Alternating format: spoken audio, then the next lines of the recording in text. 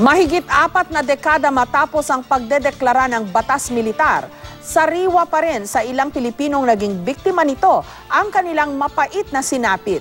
Pero may ilan din naman, katulad ng ilang kabataan na hindi nakaranas nito, na may ibang pananaw sa martial law. Si Joseph Morong on assignment. Dito sa Museum of Courage and Resistance, makikita ang ilang mahalagang memorabilia at mga dokumentong nagdedetalye ng dinanas ng ilang Pilipino noong panahon ng martial law. Pero sa panahon ng social media, lumulutang ang ibang pananaw tungkol sa martial law o batas militar, karamihan mula sa henerasyon na hindi nakaranas nito. Tulad ni James, 22 anyos at isang college student sa Ilocos. Once in his life, he had also been a good president. That once in his life, he had also been a good soldier for this country. Na hindi lamang siya naging masamang diktador, na hindi lamang siya naging violator ng human rights, kundi naging mabuti din siyang tao para sa ating bayan.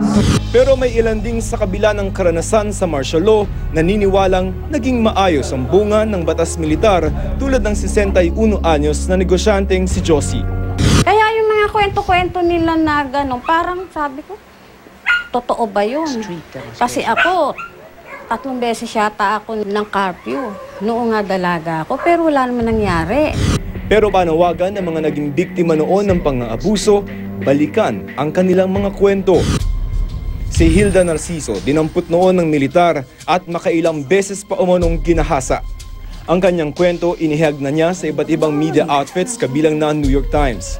I asked them to shoot me. Shoot me. Barilin nyo na ako. Parang ganun. Ay, hinamon ko sila. Because after all, feeling ko mabuti pa ang basahan na lilinis mo ang tao. Parang ang hirap linisin.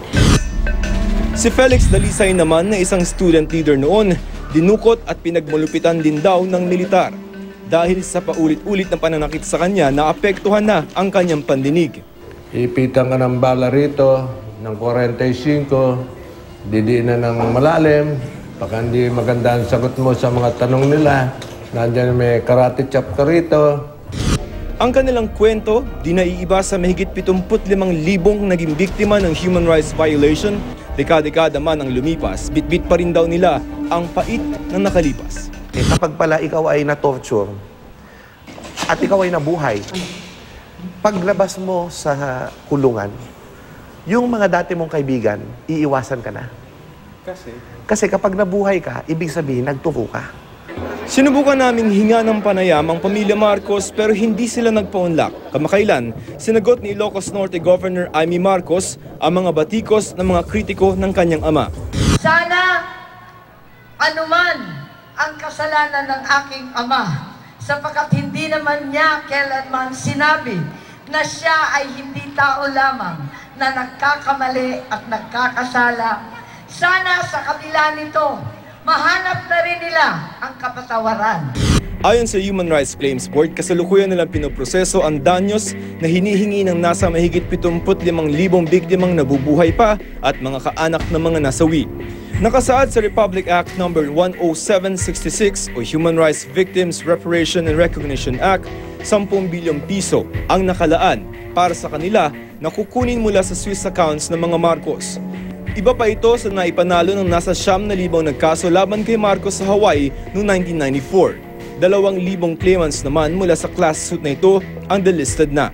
Para sa istorya na si Xiao Chua, sinasalamin ng pagnanais ng ilan sa martial law ang pagkadismaya sa gobyerno. Nagkaroon tayo ng EDSA Revolution. At yung inaasahan ng tao sa EDSA Revolution ay bumuti yung gobyerno.